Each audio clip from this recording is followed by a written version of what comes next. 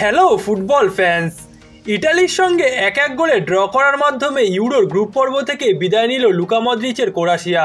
আজ ইউরো শেষ ষোলোয় যাওয়ার লড়াইয়ে মুখোমুখি হয়েছিল ডিফেন্ডিং চ্যাম্পিয়ন ইটালি এবং ক্রোয়েশিয়া। যে ম্যাচটিতে 1-1 গোলে ড্র হওয়ার কারণে ইটালি গ্রুপ পর্বের রানার্স আপ দল হয়ে পরবর্তী রাউন্ডে গেছে।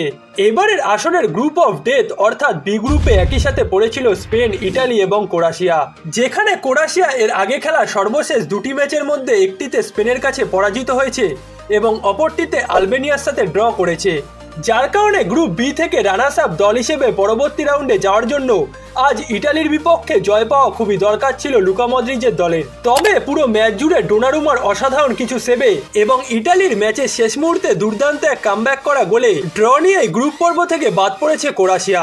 অন্যদিকে গ্রুপ বির রানার্স আপ দল হিসেবে 2024 ইউরোর শেষ ষোলো নিশ্চিত করেছে ডিফেন্ডিং চ্যাম্পিয়ন ইটালি। আজকের ম্যাচটিতে অবশ্য ক্রোয়েশিয়া মাঠে নেমেছিল জয় ছিনিয়ে নিতেই।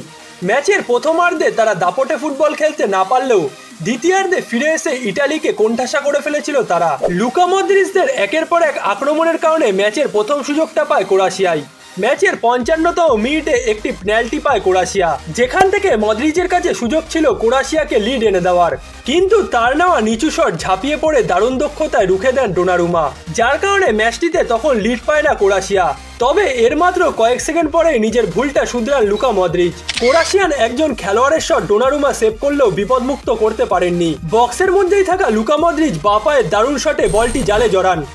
এই গোলে ক্রোয়েশিয়া শেষ ষোলোয় ওঠার সম্ভাবনা জাগিয়ে তোলার পাশাপাশি ইউরোয় নতুন রেকর্ডও করেন মদ্রিচ। প্রায় 39 বছর বয়সে এসে এই গোলটি করে লুকা মদ্রিচ এখন ইউরোর সবচেয়ে বেশি বয়সী গোলদাতা হয়ে গেছেন।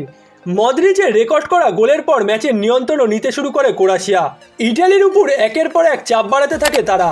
তবে ইটালির কোচ লুসিয়ানো স্প্যালেত্তি অবশ্য একটা গোল পেতে আক্রমণাত্মক ফরমেশনই ধরে রাখেন, যার অংশ হিসেবে 82 মিনিটে এক সেন্টার ব্যাককে তুলে তিনি মাঠে নামান ফরওয়ার্ড জাকাগনিকে।